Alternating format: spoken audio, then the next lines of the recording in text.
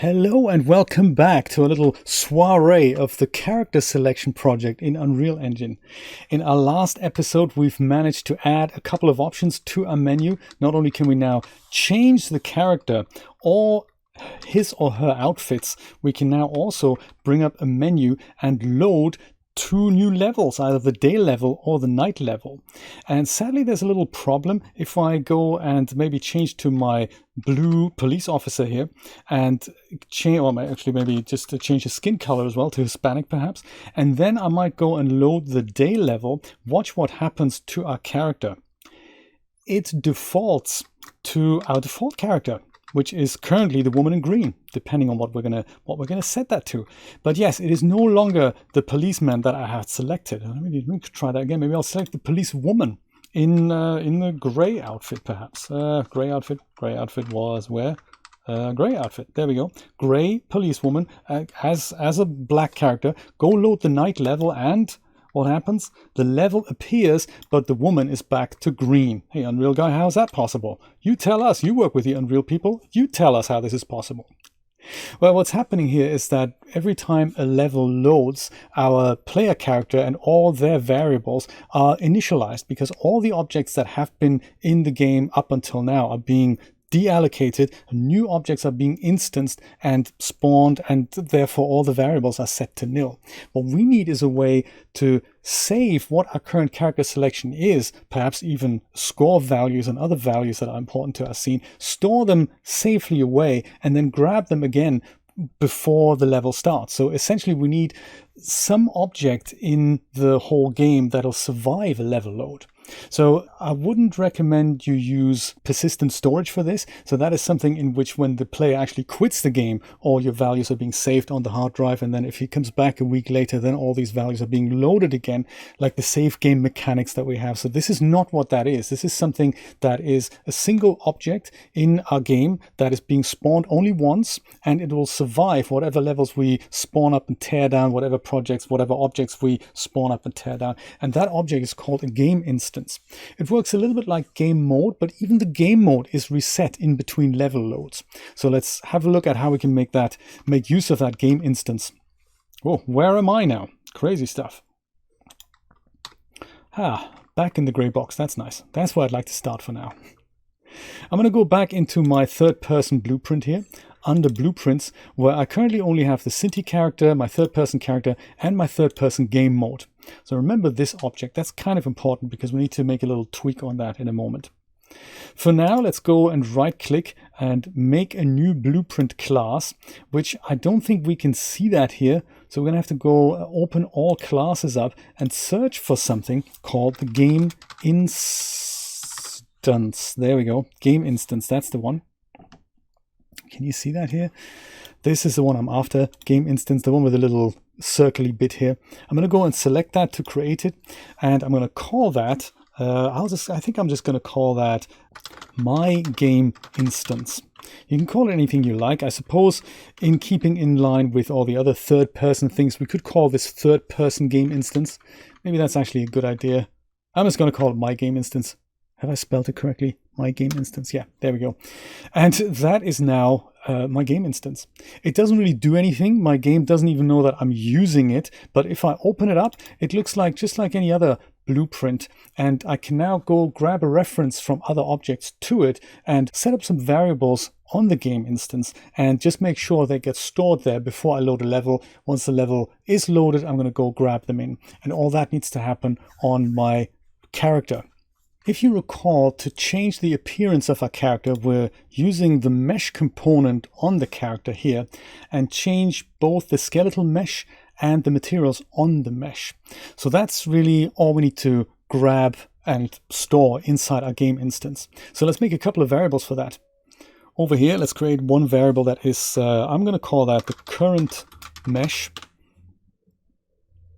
And another one that's going to be called the current material.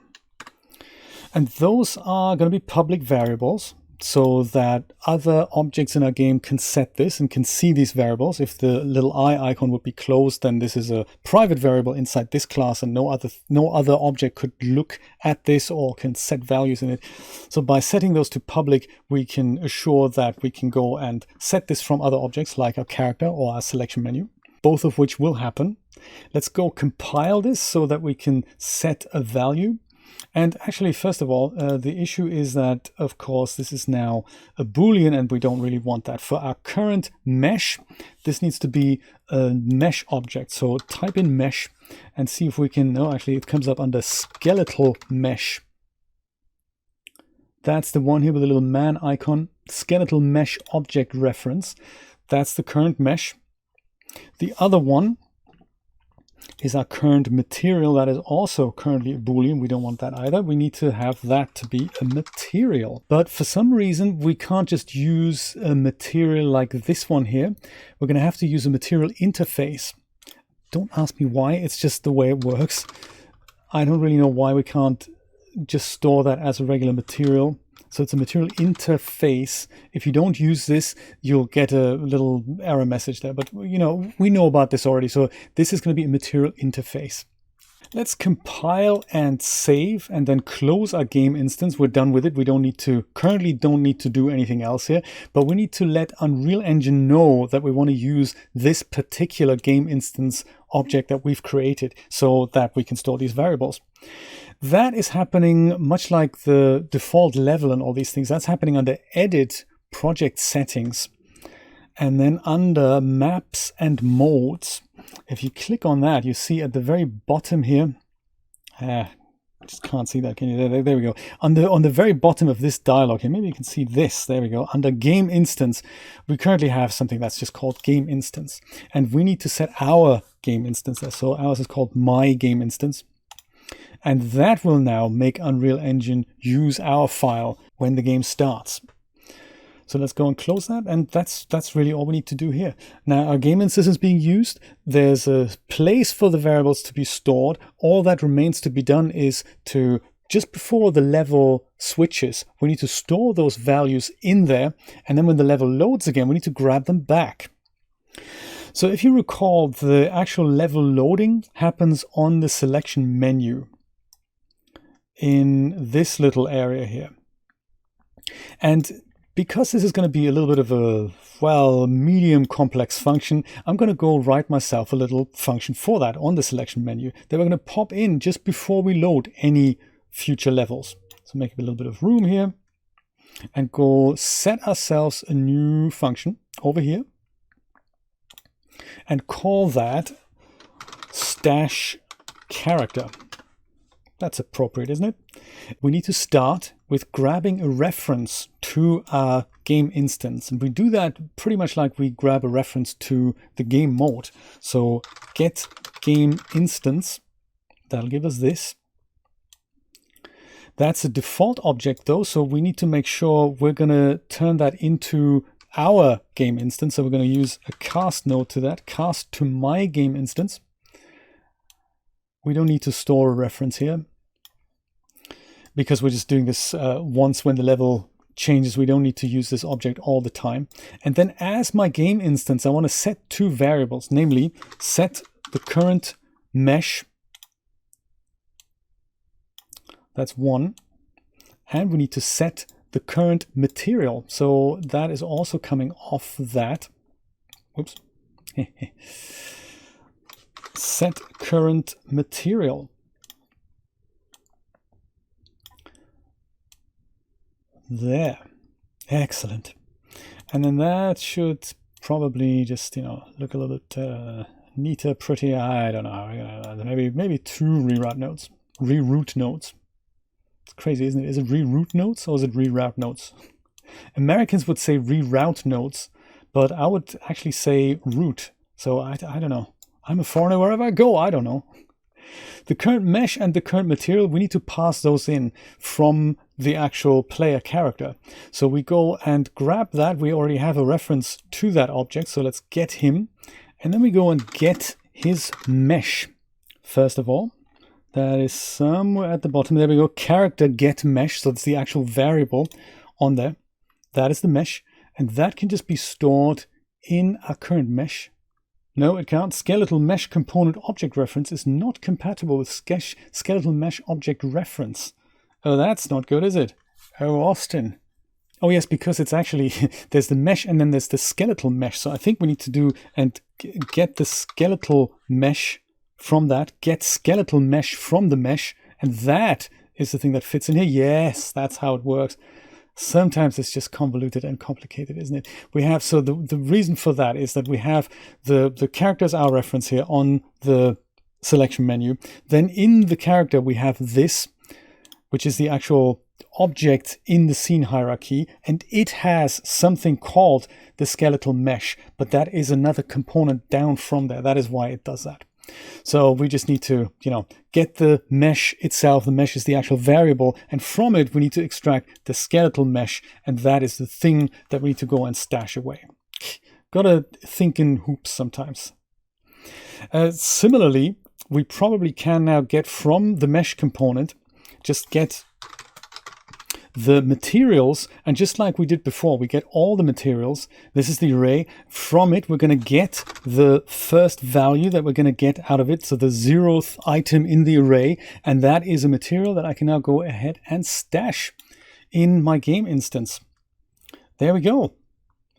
So this is a little convoluted. Let me go through this one more time. We're grabbing the game instance that Unreal Engine has spawned. We're casting that to our game instance, which is the one that has these two variables, namely the current mesh and the current material. We're setting those values by grabbing a reference from the character's mesh component. The mesh then has a skeletal mesh value, which we're going to stash in the current mesh variable on the game instance, on our game instance. And likewise, we're going to get from the mesh component, we're going to go and grab the array of all materials, get the first one or the 0th element, and stash that as the current material.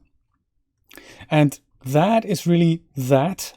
That's all the stash character function done. All that remains to be done now is to hook that up before we call the new level so that our values are saved there. So let's go do that. Stash character, slots right in there. Values are saved, then the new level is loaded. And we're going to do that here in the other level as well. Stash character. Perfect. That's that. That also means we can go and put another little comment around this. C to make a comment, and this is load levels. And then at the bottom here, we don't really need to do anything else. We're just going to quit out of the game, not doing anything. This would be a good place if you wanted to make these values persistent in on the hard disk, so that when players come back to their game a week or so later, this is where you could add something similar, but then use persistent storage to do that. We'll cover that in another video. Let's go and quit the game here. Perfect. The final piece of the puzzle that we need to take care of is happening on the actual character, where in the moment we instantiate this character, we want to grab those values and use those to make the character. So rather than use these default values that we set here in the viewport, or in the mesh section rather, we want to use the ones from our game instance. And the best way to do this in the character is the construction script. That's here on the right hand side. If that's not open, double click it, and here it is. We closed it earlier, I remember. So here we're essentially going to do the reverse of what we did in the selection menu where we stashed the character. So we're going to do something very similar to this. We're going to go and grab ourselves a reference to our game instance. Get the game instance.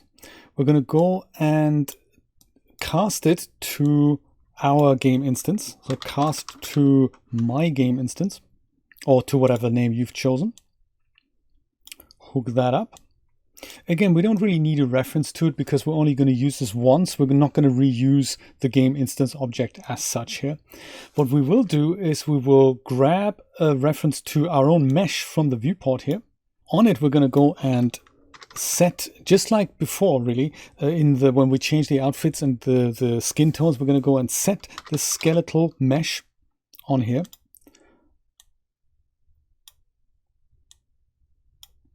And for that, we're going to go and grab a value from our game instance. So let's just go drag it out, and then we're going to make it look pretty, iterating over it. As game instance, we're going to go and get current mesh. That's the one. Oh, it looks like my battery in my trackball is getting empty here. He's not really obeying my commands as much as he used to once. That kind of looks pretty enough. And then we're going to also go and from my game instance, we're going to get the current material. Get current material.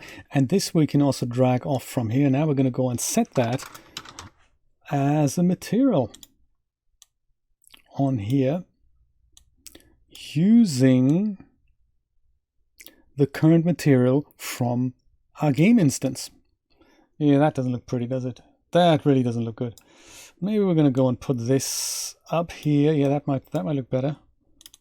Double click here, drag that over here. I like this little mini game inside Unreal Engine. You know, it's a bit like it's just a nice little game here, making sure things look a little bit presentable.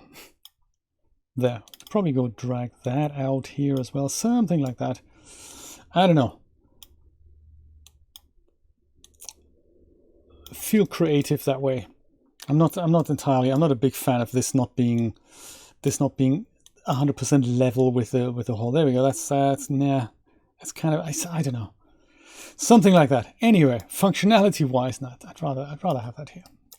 So in the construction script, we're going to grab a reference to our game instance, cast that to our game instance, grab both the skeletal mesh, the current skeletal mesh, and the current material from it, and set that on our character. So if we compile and save that, we should hopefully survive a level load, or our character selection should survive a level load. Oh, we don't see anything. Oh, that's hilarious, because yes, of course, we currently are running around. I totally forgot about this. We are currently running around, but with an invisible character, because we basically haven't set default values for the skeletal mesh and the character. We will do that the moment we go and pick one and then go load a level. We're going to fix that in a minute. That is fantastic. I never thought about this. It never occurred to me. So let's go and say we're going to use businessman with the dark skin tone here, and perhaps with I don't know, with a purple outfit. There we go, and dark skin tone. Perfect. So this is, recognizable character.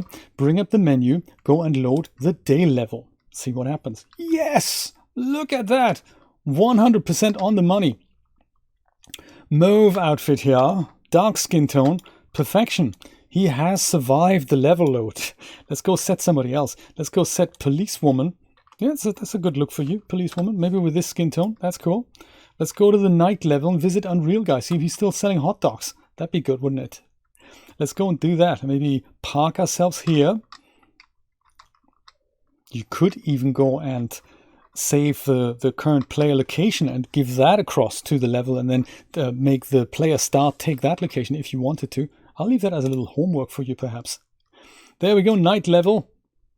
Hey, Unreal Guy, I've survived the level load. This is awesome. What I didn't survive is, in fact, the game start. So we should take care of that before we wrap this video up. That is actually super simple.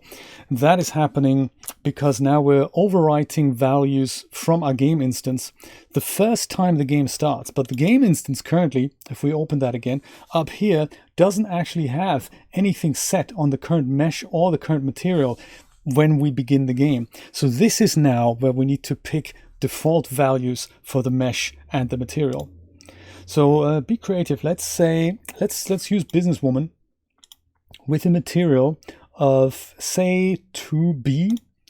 And we should now go, if we have, yeah, there we go. Now we have default values. Now we have woman in the blue business suit, and she will hopefully survive a level load. Let's just use it. Let's just try it without changing anything. There we go. Yes, it's still the woman with the default values. That's awesome. Let's go change her around into maybe, I don't know, maybe this woman in the, whoops, that's totally not what I wanted to do. Hey, that's a good look. That's the F2 look. That's the look that we get in Untitled Goose Game. That's exactly what that looks like. Look at that. That's what F2 does. How exciting. I had no idea. So F3, anyway, that's the lit look. That's the black and white look. We need to use F3. Sorry, just hit the wrong button there and all my excitement there. Let's go use this character, maybe with the gray outfit and the kind of tan skin, and let her visit Unreal Guy, who's hopefully still selling hot dogs in the night level. Yes, look at that, he is. Unreal Guy, look at that.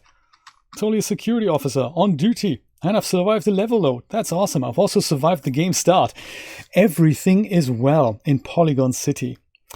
In our next episode, we're going to make our game even better by animating that little menu. Currently it just pops in and out of place. We're going to make some swishy animations. I hope you're going to stick around for that. Join me in the next episode.